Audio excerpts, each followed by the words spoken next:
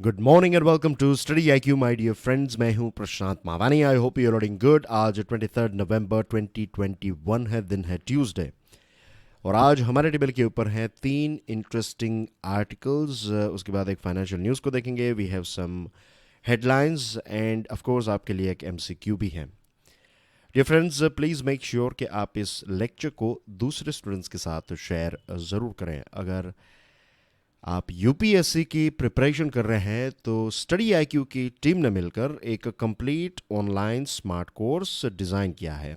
Smart course की मदद से आप घर बैठे यूपीएससी की तैयारी कर सकते हैं। ज़्यादा जानकारी के लिए डाउनलोड करें स्टडी आईक्यू का मोबाइल ऐप, या फिर आप हमारी वेबसाइट दैट इज़ studyIQ.com को भी विजिट कर सकते हैं। तो let's start today's discussion. Another supply chain crisis question mark. Times of India का ये एक बहुत ही इंटरेस्टिंग आर्टिकल है। बेंजामिन फ्रैंकलिन का नाम आपने सुना होगा। बेंजामिन फ्रैंकलिन का एक बहुत ही फेमस कोट है, कुछ ऐसा है कि बाय फेलिंग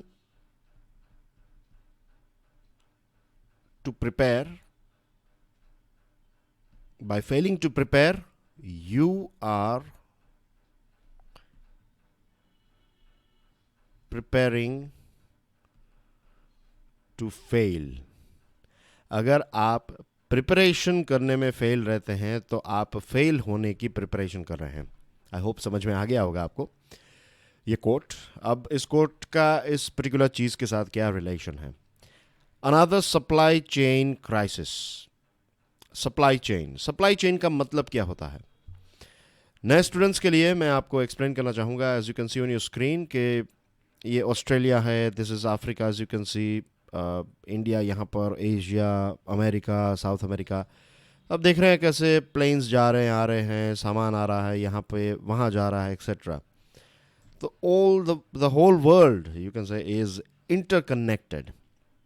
क्या होता है कि कार का एग्जांपल लेते हैं। हमारे देश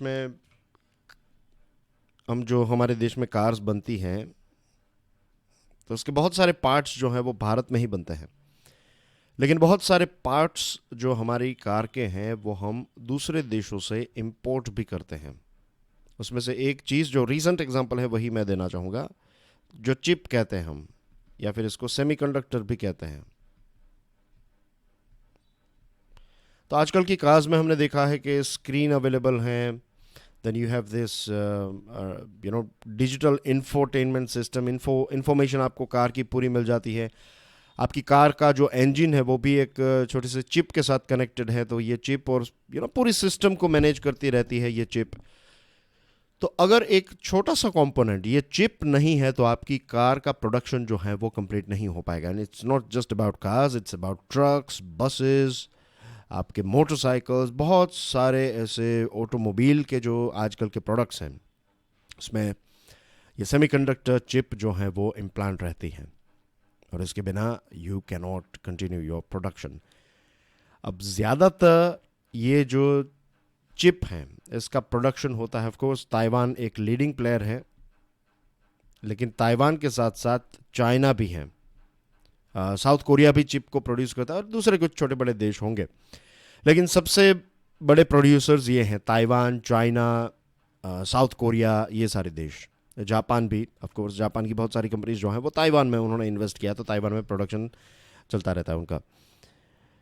US Federal Reserve chair Jerome Powell ने कहा, Americans should be prepared for the global supply chain to remain in crisis through 2022। साल 2022 में ग्लोबल सप्लाई चेन जो है ये डिस्टर्ब रहेगी, इसकी क्राइसिस हमें फेस करनी पड़ेगी, और अमेरिकन्स को इसकी तैयारी जो है वो अभी से कर लेनी चाहिए। By failing to prepare you are preparing to fail. Lean manufacturing processes, lean यानी कि बहुत ही स्लिम मैन्युफैक्चरिंग प्रोसेसेस, और जस्ट इन टाइम डिलीवरी, ये पूरी जो नई सिस्टम जिसको कहते हैं बिजनेस प्रोसेस आउटसोर्सिंग, मैं बहुत ही स्लो जा रहा हूँ आज, एंड द रीज़न इज़ कि ये चीज़ें अगर आप नहीं समझेंगे तो आने वाले फ्यूचर के जो लेक्चर्स हैं, आर्टिकल्स हैं, वो चीज़ें आप समझ नहीं पाएंगे। तो आप इस पर्टिकुलर लेक्चर को, ये जो अभी डिस्कशन चल रही है, इसमें कुछ बहुत ही बेसिक पॉइंट्स, शायद हो सकता है कि आपके लिए बेसिक हो लेकिन दूसरे स्टूडेंट्स के लिए ये पहली बार ये सुन रहे हैं, तो everyone pay attention here. Business process outsourcing.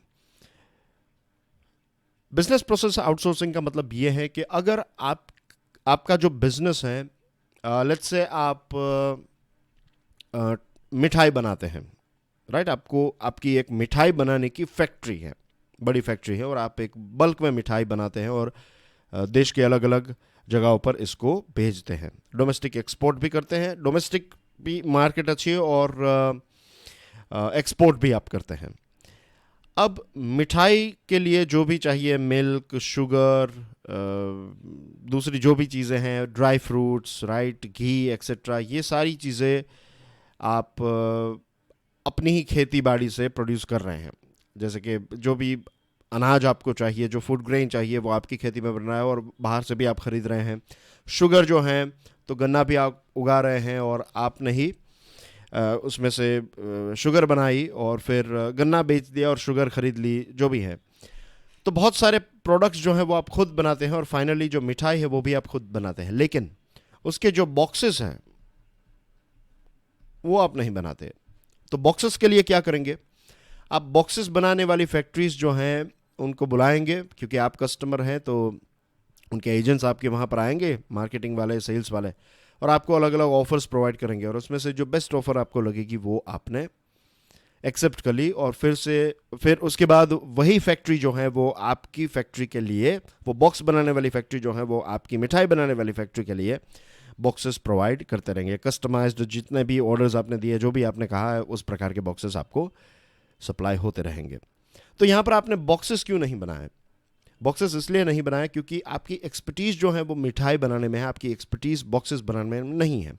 अगर आप बॉक्सेस का एक कारखाना लगाते हैं, एक छोटी सी फैक्ट्री लगाते हैं और फिर उस बिज़नेस के ऊपर ध्यान रखने की कोशिश करते हैं तो आपकी मिठाई का स्वाद बिगड़ जाता है। आपको लगता है कि ये टू मच है, ये हम नहीं कर सकते, हमारी एक्सपर्टीज़ तो मिठाई बनाने में, तो इट इज़ बेटर कि हम ये जो प्रोसेस है इसको आउटसोर्स कर दें, किसी और कंपनी को दे दें। यही चीज़ हुआ ये वेस्टर्न वर्ल्ड में।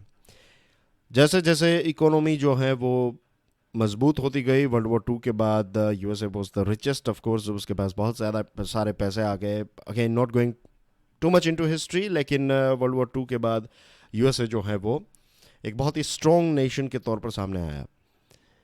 और फिर यूएसए में रिसर्च एंड डेवलपमेंट, यूनिवर्सिटीज़, ये वो सारी चीज़ें चलती रही और फिर बिजनेस की और मैनेजमेंट की थियरीज भी काफ़ी लोग सोचने लगे, कौन सा बेस्ट तरीका होना चाहिए, कस्टमर को कैसे कम से कम दाम में ज़्यादा सामान बेचा जा सकता है, एक्सेट्रा।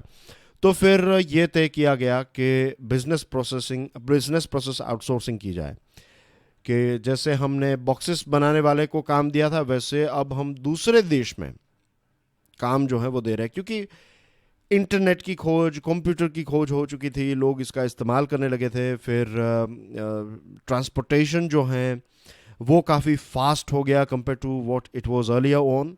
तो ये सारी चीज़ों ने नई पॉसिबिलिटीज़ ओपन की कि अमेरिकन कंपनीज़ ने अपने बिजनेसेस जो हैं वो चाइना में लगा दिए। चाइना में फैक्ट्री, वहाँ पर मज़दूर इजीली अवेलेबल थे। चाइना ने फिर अपनी इकोनॉमी को ओपन भी रखा था कि आप यहाँ पर आइए, अगर आपको मैन्युफैक्चरिंग करना है तो आप जैसा कहेंगे वैसा हम कर देंगे। तो पहले चाइनीज़ मैन्युफैक्चरिंग जो था वो काफ़ी चीप क्वालिटी का माना जाता था, लेकिन फिर जो अमेरिकन कंपनीज़ हैं, और सिर्फ अमेरिकन कंपनीज़ नहीं, धीरे धीरे वेस्टर्न वर्ल्ड की कंपनीज जैसे कि जर्मनी, यूके, फ्रांस, राइट, और दुनिया के सभी बड़ी बड़ी फैक्ट्रीज जो हैं वो सभी का प्रोडक्शन जो है वो धीरे धीरे चाइना में शिफ्ट होने लगा। और पहले चाइना चीप मैन्युफैक्चरिंग के लिए जाना जाता था कि चाइना के हमें पता है, हमारे देश में कहते हैं कि चाइनीज़ माल है ये, यानी कि ये टिकाऊ वस्तु नहीं है, टिकाऊ चीज़ नहीं है, ये कभी भी बिगड़ सकती है, चाइनीज़ कार या फिर चाइनीज़ मोबाइल एक्सेट्रा। लेकिन फिर चाइना ने ये वेस्टर्न वर्ल्ड के साथ इंटरेक्ट कर करके ये सीख लिया कि सिर्फ मास प्रोडक्शन नहीं, क्वालिटी प्रोडक्ट्स को भी हमें जीतना होगा। और फिर चाइना ने बड़े बड़े अच्छे अच्छे ब्रांड्स के लिए प्रोडक्शन स्टार्ट किया। चाइना ने अपना कैलिबर प्रूव किया कि वो सिर्फ चीप प्रोडक्ट्स नहीं लेकिन गुड क्वालिटी प्रोडक्ट्स भी प्रोड्यूस कर सकता है। और एप्पल और कितनी सारी दूसरी कंपनीज है, there are so many companies, right, लेकिन एप्पल का एग्जांपल ले लेते हैं। Most of you are familiar with Apple. So Apple का प्रोडक्शन भी वहाँ पर होने लगा। तो it was like a status symbol for China कि बड़ी बड़ी कंपनीज भी हमारे यहाँ पर प्रोडक्शन कर रही है, वी हैव दैट कैपेसिटी, वो चाइना ने प्रूव कर दिया। फिर आया कोविड-19। कोविड-19 became a wake up call for policy makers. मुझे आज भी याद है कि यूएसए की पीपी किट्स जो हैं वो चाइना से आती थी। यूएसए जो है मास्क भी खुद नहीं बनाता था, वो चाइना से मंगवाता था। लेकिन जब चाइना में कोविड की शुरुआत हुई तो वहाँ पर मास्क और पीपी किट की आवश्यकता रही, और फिर इटली और फिर यूएसए में कोविड-19 स्प्रेड होने लगा। तो उस टाइम पर यूएसए के पास पीपी किट्स और मास्क नहीं थे, तो उन्होंने चाइना को कहा कि आप हमें इतने मास्क दे दीजिए। उस टाइम पर चाइना ने यह कहा कि sorry, we can not give you this PP kits and mask because हमें हमारे देश के लिए पहले चाहिए, हमारे पास जब एक्स्ट्रा स्टॉक आ जाएगा तब हम आपको देंगे। तो that was a big wake up call, that was a very big wake up call for USA in terms of health.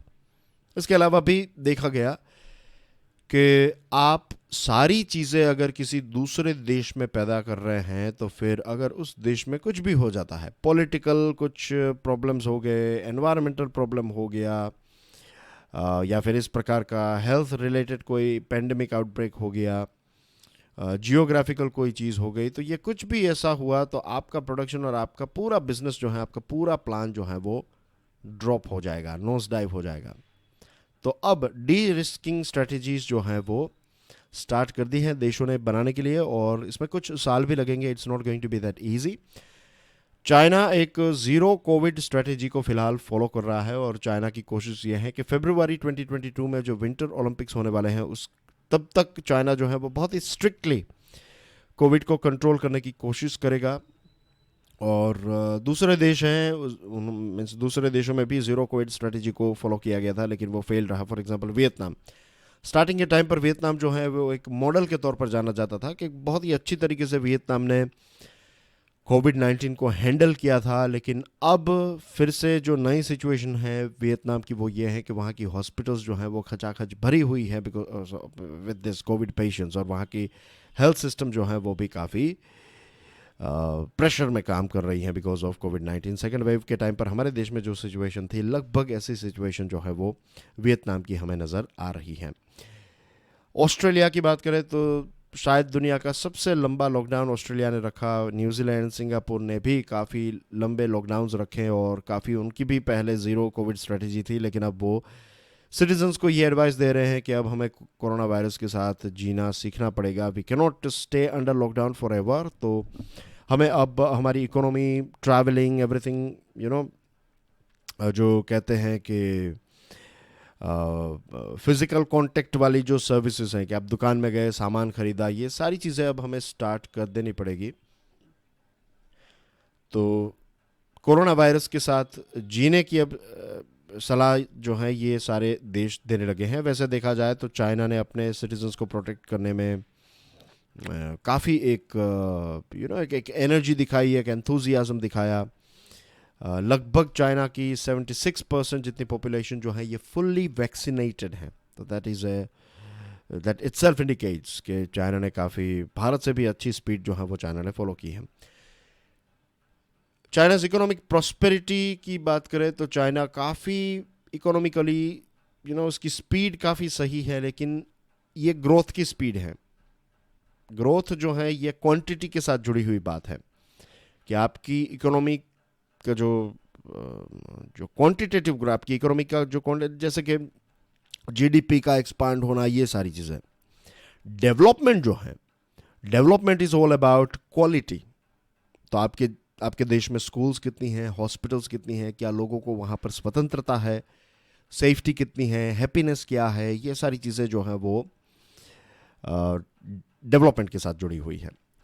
तो चाइना में ग्रोथ तो काफ़ी अच्छा हुआ, लेकिन उसी हिसाब से अगर उसी के सामने अगर आप डेवलपमेंट को रखेंगे देन यू विल फाइंड कि 10,000 लोगों के बीच में वहाँ पर 6.41 पब्लिक हेल्थ प्रोफेशनल्स हैं। तो स्किल्ड मैन पावर की, डॉक्टर्स की वहाँ पर ह्यूज शॉर्टेज है।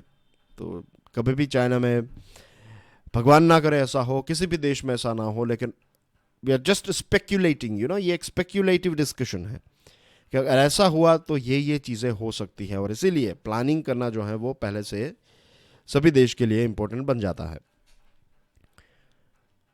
तो अगर चाइना में कोविड की एक नई लहर आ जाती है तो फिर सिचुएशन जो है वो पूरी दुनिया के लिए बहुत ही डेंजरस हो जाएगी। और वैसे 76% जितनी पॉपुलेशन को फुल्ली वैक्सीनेट किया गया, लेकिन जो सिनोवैक और सिनोफार्म है ये डेल्टा वेरिएंट के सामने इतनी ज़्यादा स्ट्रॉन्ग नहीं है। यूनाइटेड नेशंस का कहना यह है कि आज भी ग्लोबल मैन्युफैक्चरिंग आउटपुट का 27.8% जो है वो चाइना करता है।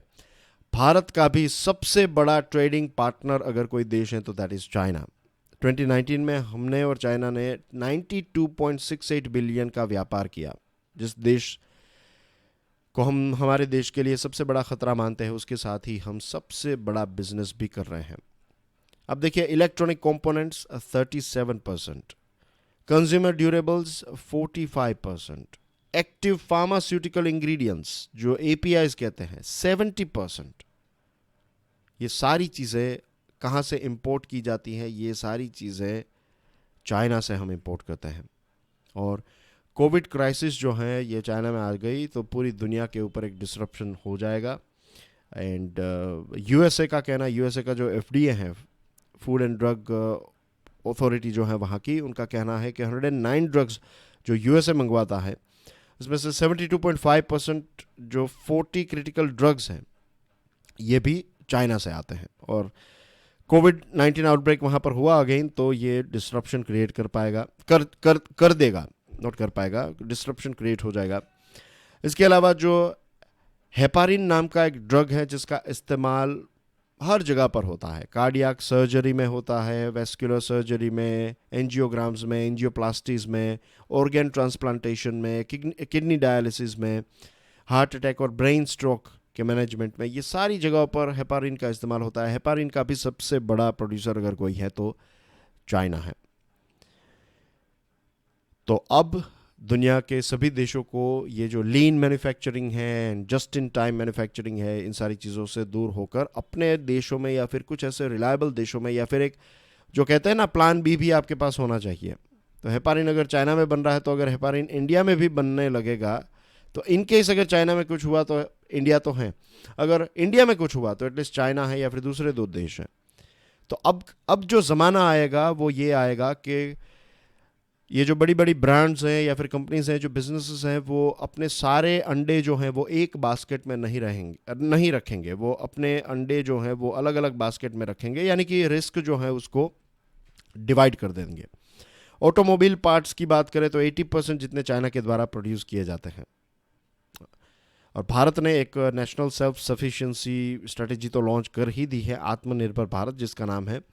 और आत्मनिर्भर भारत में अभी तक भारत जो है वो बैक ऑफिस के तौर पर काम करता था, जो डेटा एंट्री या फिर डेटा मैनेजमेंट, कस्टमर सर्विस, ये सारी चीज़ें। तो बैक ऑफिस के तौर पर तो भारत ने अपना कैलिबर प्रूव किया। अब भारत को ग्लोबल मैन्युफैक्चरिंग हब के तौर पर अपना कैलिबर प्रूव करना है। और भारत के लिए तो विन विन सिचुएशन है। अगर कोई बड़ी फैक्ट्री भारत में आती है तो दुनिया के लिए तो हम बनाएंगे ही, दुनिया के साथ साथ हमारे देश में भी 1.3 बिलियन लोग रहते हैं, तो इतनी बड़ी मार्केट आपको कहाँ पर मिलेगी? दुनिया की 18% जितनी पॉपुलेशन जो है वो भारत में रहती है। इतनी मार्केट को भी आपने कवर कर लिया, then that's more than enough. तो हमें दूसरे देशों में एक्सपोर्ट तो क्या मीन्स हमारे देश में भी प्रोडक्ट्स हिट हो जाए तो that's a big thing as well. अब बात करते हैं दूसरे टॉपिक्स के बारे में, लेकिन उससे पहले डियर फ्रेंड्स, अगर आज के लेक्चर की पीडीएफ को डाउनलोड करना चाहते हैं then check out my Telegram channel and you can follow me on Facebook as well. Dear friends, 1 दिसंबर से द हिंदू एनालिसिस जो है वो नहीं आएगा। ये प्रोग्राम जो है वो हम बंद कर रहे हैं। तो ये महीना जो है नवंबर का, ये इनफैक्ट वीक जो है this is going to be the last week of Hindu analysis. Falling short, ये द हिंदू का आर्टिकल है। What is personal data? Personal data यानी कि आपका नाम, एड्रेस, आप कहाँ पर रहते हैं, और दूसरे कोई आइडेंटिफायर्स, हेल्थ इंफॉर्मेशन, आपकी इनकम, आपकी कल्चरल प्रोफाइल एक्सेट्रा, ये सारी चीज़ें पर्सनल डेटा में आती हैं। अब 3 साल पहले की बात है जब जस्टिस श्री कृष्णा कमेटी, ये नाम आपको याद रखना है कि जस्टिस श्री कृष्णा कमेटी ने किस चीज़ के ऊपर काम किया था। तो पर्सनल डेटा प्रोटेक्शन को लेकर उन्होंने अपने सुझाव जो हैं वो एक बिल जो है डेटा प्रोटेक्शन वाला बिल जो है पर्सनल डेटा प्रोटेक्शन, तो उसके बारे में जस्टिस श्री कृष्णा कमेटी ने काफ़ी अपनी एक्सपर्टीज़ शेयर की थी। और इसमें जस्टिस श्री कृष्णा तो थे ही, उनके साथ साथ कुछ एक्सपर्ट्स भी थे। और उन्होंने 2018 में ministry of electronics and information technology को ये जो ड्राफ्ट है वो क्राफ्ट करके उनको प्रोवाइड किया था। 2 years since a joint parliamentary committee was set up to scrutinize another version, the Personal Data Protection Bill PDPB 2019, it was finally adopted by it on Monday. 2018 में ये ड्राफ्ट दिया इस मिनिस्ट्री को, उसके बाद एक नया वर्जन आया और फिर नया वर्जन जो है मीन्स कुछ चेंजेस किए गए और इस चेंजेस को फिर फाइनली जॉइंट पार्लियामेंट्री कमेटी के हवाले कर दिया। और जॉइंट पार्लियामेंट्री कमेटी ने मंडे की बात करें, कल की बात करें, तो फाइनली ये जो नया पीडीपी बिल है उसको एक्सेप्ट कर लिया, इसको अडॉप्ट कर लिया है। अब कुछ ऑपोजिशन के लीडर्स जो हैं उन्होंने यहाँ पर कुछ अपना विरोध व्यक्त किया है। उन्होंने कहा कि ऐसे हमें इसको अडॉप्ट नहीं कर लेना चाहिए, क्योंकि जस्टिस श्री कृष्णा कमेटी ने जो लैंडमार्क एक जजमेंट था सुप्रीम कोर्ट का, justice K S. Puttaswamy versus Union of India, जो प्राइवेसी के ऊपर एक जजमेंट था, तो इस जजमेंट को ध्यान में रखते हुए जस्टिस श्री कृष्णा कमेटी ने कुछ स्टैंडर्ड्स जो है वो सेट किए थे। लेकिन ये जो नया डेटा प्रोटेक्शन बिल है, पर्सनल डेटा प्रोटेक्शन बिल, तो इसमें कुछ बड़े बड़े लूप होल्स नज़र आ रहे हैं। 2018 वाला जो ड्राफ्ट बिल है वो जुडिशियल ओवरसाइट की बात करता था, यानी कि अगर आपने कुछ गलत किया तो फिर जुडिशरी जो है वो आपके ऊपर नज़र रख पाएगी। 2019 वाला जो बिल है वो ये कहता है कि सिर्फ एग्जीक्यूटिव्स जो है वो नज़र रखेंगे, जुडिशरी नहीं। तो this is a big red flag. Red flag का मतलब है एक चिंता की बात है। दूसरी चीज़, 2018 वाला बिल यह कहता था कि अगर आप बिना पूछे किसी व्यक्ति का पर्सनल डेटा गवर्नमेंट एजेंसीज तभी हासिल कर सकती हैं अगर देश की सिक्योरिटी की बात है, तब नेशनल सिक्योरिटी या फिर सिक्योरिटी ऑफ द स्टेट की बात करें तो तभी आप किसी व्यक्ति, अगर कोई आतंकवादी हैं और आप उसके पर्सनल डेटा को, आपको पता चलता है कि ये आतंकवादी हैं, तो फिर राइट परमिशन से आप उस व्यक्ति की पर्सनल इंफॉर्मेशन, पर्सनल डेटा जो है वो चेक कर सकते हैं।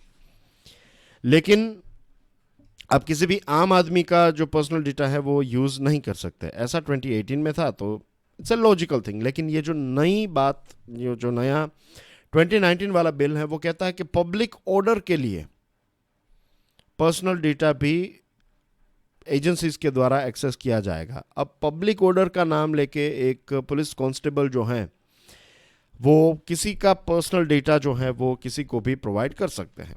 Just giving you one small example, ऐसा बहुत बार होता है कि दो एडल्ट्स जो हैं हमारे देश में, एक लड़की है जिसकी एज लेट्स से 19 ईयर्स है, एक लड़का है जिसकी एज 21 ईयर्स है। उन्होंने अपनी मर्जी से शादी कर ली और घर वाले नाराज़ थे, टिपिकल जो स्टोरी रहती है, तो वो दोनों भाग गए। अब वो भाग चुके हैं।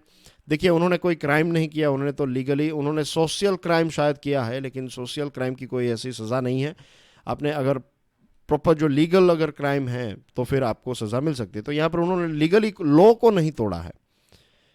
अब वो भाग चुके हैं, तो कोई रिश्तेदार जो है वो पुलिस के पास जाएंगे, अपने जो कोई रिश्तेदार में पुलिस है या फिर दोस्त है उनके पास जाएंगे और कहेंगे कि हमें ये लड़के के सिम कार्ड का लोकेशन बता दीजिए, हमें ढूंढना है कि वो कहाँ पर हैं, और वो फिर मिल जाएगा। ये सारी चीज़ें इलीगल हैं, लेकिन ये होता है। जस्ट इमेजिन कि फ्यूचर में ऐसा होगा कि आपका डेटा जो है वो भी इस हिसाब से, आपका पर्सनल डेटा जो है वो भी ऐसे ही लूजली किसी के पास अवेलेबल आ जाएगा। तो जयराम रमेश जो हैं कांग्रेस के बहुत ही सीनियर लीडर हैं, तो उन्होंने एक डिसेंट नोट लिखी है। डिसेंट यानी कि उन्होंने विरोध किया है एक प्रकार से और कहा government must always comply with the bills requirement of fair and reasonable and processing and implementing the necessary safeguards. लेकिन अभी इस बिल को एक्सेप्ट कर लिया गया है, तो इसमें डेफिनेटली जो ये लूपहोल्स अभी इस आर्टिकल में हमें नज़र आ रहे हैं, इसको तो रिपेयर करने पड़ेंगे, वरना सिचुएशन जो है वो काफ़ी ख़राब हो जाएगी। और यूरोप का जो जनरल डेटा प्रोटेक्शन रेगुलेशन है, तो उसमें भी ये है कि सिक्योरिटी ऑफ स्टेट अगर उसकी बात है तो फिर यस, पर्सनल डेटा आप एक्सेस कर सकते हैं, लेकिन पब्लिक ऑर्डर के लिए और ऐसा मिसयूज़ जो है वो नहीं किया जा सकता। ग्लोबल प्राइवेसी असेंबली भी हुई थी जिसमें 19 देशों ने भाग लिया, जिसमें यूरोपियन यूनियन के कुछ देश हैं, जापान, यूके एक्सेट्रा। तो इन्होंने भी कहा है कि पर्सनल डेटा जो है वो आप नेशनल सिक्योरिटी के लिए यूज़ कर सकते हैं, ऐसे ही पब्लिक ऑर्डर का नाम देकर आप यूज़ नहीं कर सकते। तो उसमें भी एक नज़र डाली जा सकती है और उनके जो अच्छे अच्छे पॉइंट्स हैं उसको हम एक्सेप्ट कर सकते हैं। तो अब लेट्स होप कि ये कुछ पॉइंट्स अब सामने आए हैं एंड आई एम श्योर दूसरे न्यूज़पेपर्स में भी ये आर्टिकल्स लिखे जाएंगे, इसके ऊपर डिस्कशन भी होगी एंड आई होप कि पार्लियामेंट्री कमेटी और सरकार जो है वो इसको अब फिर से स्क्रूटनाइज करेगी और जितना हम इसमें लेट करेंगे उतना ही हमारा पर्सनल डेटा जो है वो दूसरी कंपनीज फिलहाल तो इसका मिसयूज़ कर रही हैं। Moving on to next item, Andaman and Nicobar is key to act east policy. Times of India में एक इंटरव्यू एग्जर्प्ट देखने को मिला। ये अंडमान एंड निकोबार कमांड के commander in chief lieutenant general Ajay Singh साहब का एक इंटरव्यू है और उनकी कुछ इंपॉर्टेंट पॉइंट्स हम डिस्कस करेंगे। तो definitely Andaman and Nicobar island जो है ये एक, और ये कमांड जो है ANC, ये स्ट्रेटेजिकली लोकेटेड है, इसकी लोकेशन काफ़ी स्ट्रेटेजिक, काफ़ी इंपॉर्टेंट है। As you can see here, this is Arabian Sea, this is Bay of Bengal and ये जो रेड बॉक्स में आपको नज़र आ रहा है that is Andaman and Nicobar islands. Of course I am sure आपको इसके लोकेशन के बारे में तो पता ही है। अब देखिए ये इंपॉर्टेंट क्यों बन जाता है, आगे चलकर कुछ इंपॉर्टेंट पॉइंट्स देखने वाले हैं, वो आपको तभी समझ में आएंगे जब आप इसके लोकेशन को समझ लेंगे।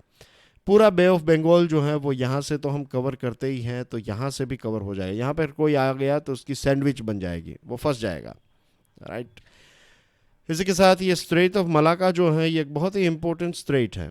ये पूरे इंडियन ओशियन की सारी शिप्स जो है वो स्ट्रेट ऑफ मलाका फिर साउथ चाइना सी से होकर पैसिफिक ओशियन तक जाती है। तो पैसिफिक और इंडियन ओशियन को ज्वाइन करने वाला जो साउथ चाइना सी और in fact Indian ocean Pacific ocean को ज्वाइन करने वाली एक बहुत ही इंपॉर्टेंट कड़ी जो है तो that is straight of Malacca. तो यहाँ पर अगर कोई देश दादागिरी इश्यू ऐसा कुछ करता है, कंट्रोल करने की कोशिश करता है, तो भारत की शिप्स को यहाँ तक पहुँचने में इतना वक्त नहीं लगेगा।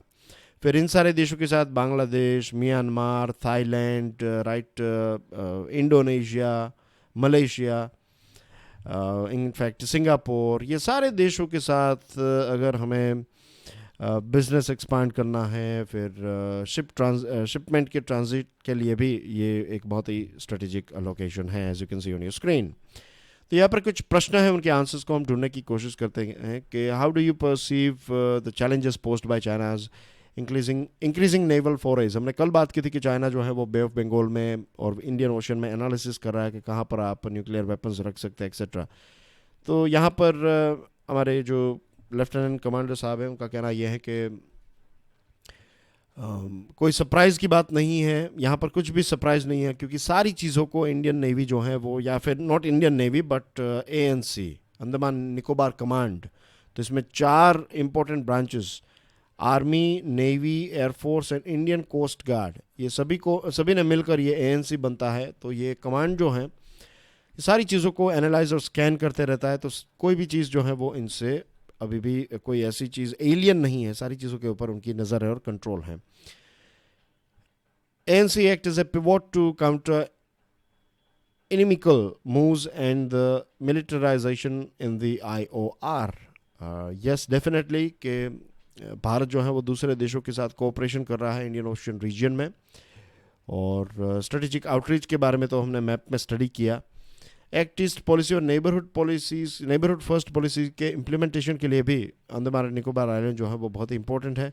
फिर गल्फ ऑफ एडन और ओमान से जो ट्रांजिट मूवमेंट है वो भी इस जगह से होकर गुजरती है। तो इन सारी चीज़ों के ऊपर नज़र रखी जाती है, प्रोटेक्शन प्रोवाइड किया जाता है। 2001 में जो ANC सेटअप किया गया, 20 साल हो गए इस क्वाड सर्विस इंटीग्रेशन के। क्वाड यानी कि यहाँ पर आर्मी, नेवी, एयरफोर्स और कोस्ट गार्ड की बात हो रही है। चारों को इंटीग्रेट किया गया तो यहाँ पर एक नई ताकत बन गई, राइट। चारों सिंक में काम करते हैं और ऊपर से फिर चीफ ऑफ डिफेंस स्टाफ आ गए, तो इससे और ज़्यादा एम्पावरमेंट मिली है। और अंडमान निकोबार जो है वो एक प्रकार से स्प्रिंग बोर्ड के तौर पर काम करता है। स्प्रिंग बोर्ड यानी कि आपको लंबी छलांग लगानी है, तो that is Andaman and Nicobar island can give you that because of its strategic location and of course this ANC as well. What is now being done to upgrade the ANC both in terms of military force levels as well as infrastructure? Military point of view से बात करें तो उन्होंने बहुत सारी details share नहीं की because वो सारी सीक्रेट डिटेल्स रहती है, लेकिन हाँ एक आइलैंड डेवलपमेंट एजेंसी जो है वो सेटअप की गई है bye NITI Aayog, already setup है, और पूरे ये जो आइलैंड्स हैं, अंडमान निकोबार आइलैंड्स को एक नया इंफ्रास्ट्रक्चर मिलेगा, डिजिटल कनेक्टिविटी के साथ जोड़ दिया गया है, जो डिजिटल जो जो केबल्स हैं वो लगाए गए हैं, इंटरनेट की स्पीड, ये सारी चीज़ें अब अवेलेबल हैं वहाँ पर। और पोर्ट ब्लेयर में इंटरनेशनल एयरपोर्ट तैयार हो जाएगा बाय 2022, और इंटरनेशनल ट्रांसशिपमेंट के लिए भी एक बहुत ही, ट्रांसशिपमेंट जिसको कहते हैं उसके लिए भी बहुत ही इम्पोर्टेंट जगह जो है वो एएनसी बन जाएगी।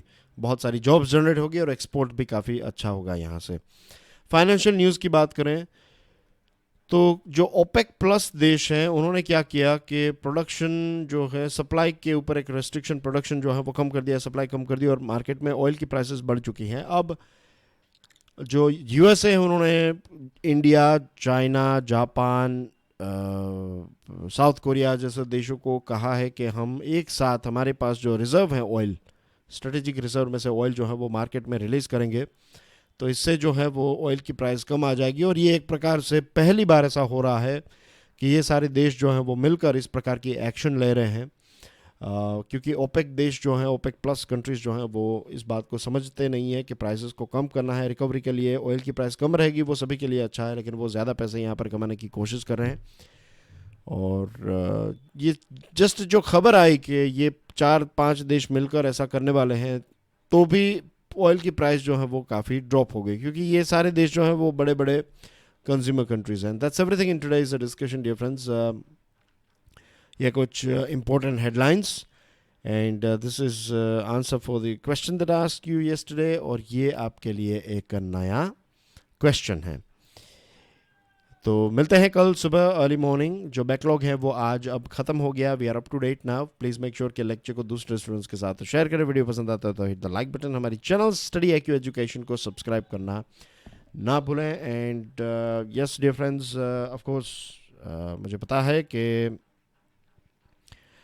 आप में से बहुत सारे स्टूडेंट्स के मन में प्रश्न होते होंगे कि क्यों ये सीरीज़ बंद की जा रही है। तो देखिए, लेट मी टेल यू कि कोई ऐसा इश्यू नहीं हुआ है, कोई ऐसा वो नहीं है कि कोई इश्यू चल रहा है इसलिए बंद की जा रही है, नहीं। कुछ चेंजेस हो रहे हैं मैनेजमेंट में, और अब से मैं जो है मीन्स आई एम, दिसंबर जो महीना है तो I will be training a person, right. There are few changes, थोड़े दिनों में सारे चेंजेस आपको पता चल जाएंगे। बट नवंबर 30 नवंबर जो हैं, 30 November is going to be my last day as the presenter of the Hindu analysis on study IQ education. तो एक लंबा सफ़र, लगभग आप समझ लीजिए 4 साल हो गए। 2017, I think, yes, it was 2017, 18, 19, 20, I think 27, I'm not sure, but it was 4th or 3rd September, ऐसा कुछ था जब मैंने फर्स्ट स्टार्ट किया था ना। आई थिंक इट वाज 2017 में स्टार्ट किया था। तो 2017 to 18, then 18 to 19, 19 to 20, 20 to 21, तो 4 साल हो गए, 4 साल से भी ज़्यादा हो चुका है। I am taking this lecture. बीच में मैं दूसरी चैनल जो हमारी स्टडी IQ की थी चैनल, उसमें लेक्चर लेता था। बैंक IQ नाम की चैनल थी, and then we opened Gujarati, Bengali channels भी स्टडी IQ ने लॉन्च की थी, तो उसमें भी मैं लेक्चर्स लेता था। लेकिन करंट अफेयर्स के लेक्चर्स मैंने लगभग 4 सालों से तो लिए हैं। So yes, it's going to be a new world for me as well. But anyway, this is the thing. We'll talk, right? We'll talk. So don't worry. We'll talk about it. I'll see you tomorrow. Till then, enjoy your studies. God bless you all. Jai Hind.